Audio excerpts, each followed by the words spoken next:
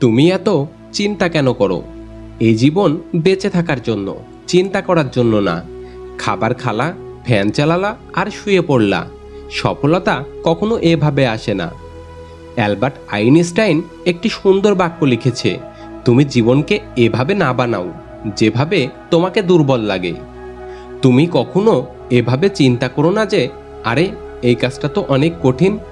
যদি সত্যি বলি তো এই জীবনের সব জিনিসই তোমার চিন্তার উপর নির্ভর করছে। যখন তুমি শুয়ে থাকো তখন অনেক দূরে কোনো এক ঘরের কোনায় কোনো একটি ছেলে রাত জেগে পরিশ্রম করে যাচ্ছে। দেখো, তুমি হয়তো গল্প বানাও, নয়তো গল্প নিজে লেখা শুরু করো। এই সব কিছুই তোমার উপর ডিপেন্ড করে।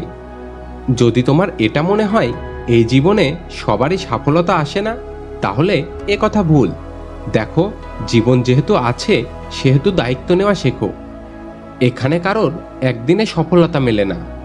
দেখো, এখন একটি বই খুলে গল্প পড়লে আর 1 ঘন্টায় সেই গল্প শেষ করতে পারবে, কিন্তু বাস্তব জীবনে সাফল্য অর্জন করতে হলে একটু সময় লাগে। সাফল্যের থেকে লক্ষ্যে পৌঁছানোর যেই রাস্তা সেটি বেশি কঠিন হয়, তাই সেই রাস্তার মজা নাও। আমি বলেছি না এই জীবনে কেউ একদিনে সফল হয় না। কারোরই এখানে একদিনে সফলতা মেলে না। সফলতা পেতে হলে তোমাকে প্রতিদিনই কষ্ট করতে হবে। যদি তোমার কোনো জিনিস পছন্দের থাকে আর সেই জিনিসটা যদি তোমার সফলতার মাঝে বাধা সৃষ্টি করে, তাহলে ওটাকেও তোমার ছেড়ে দিতে হবে। যদি সফলতা চাও তাহলে এতটুকু তো করতেই হবে তোমার। তুমি সফলতা পর্যন্ত যেতে চাও তাহলে এতটুকু তো বলিদান করতেই হবে। যদি এতটুকু করতে না পারো তাহলে এই সফলতার চিন্তা ভুলে যাও। দেখো, জীবনে কিছু পেতে হলে কিছু তো ত্যাগ করতেই হবে। এভাবে মুখ লুকিয়ে বসে থেকো না। ধীরে ধীরেই হোক, কিন্তু আগে চলতে থাকো। সফলতা দূরে নয়, সবসময় কাছেই থাকে। যে প্রতিদিন পরিশ্রম করে তার মনে এই কথা সব সময় থাকে। তুমি রাস্তায় চলতে থাকো, নিজেকে দুর্বল না ভেবে।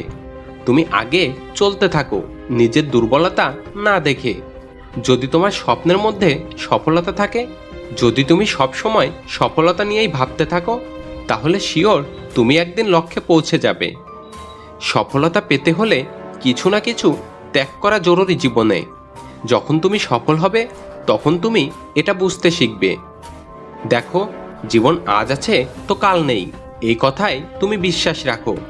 পৃথিবীতে আসলাম আর চলে গেলাম, যদি এভাবে বাঁচতে না চাও তাহলে নিজেকে মিসাইল বানাও।